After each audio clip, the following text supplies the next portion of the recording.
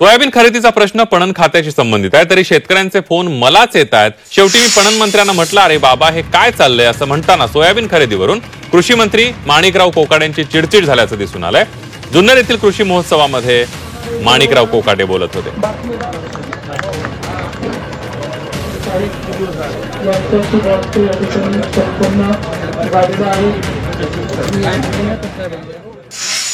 अजून बसायला कार्यालय नाही, अजून कोणत्या अधिकाऱ्याला कुठला चार्ज आहे ते माहिती नाही।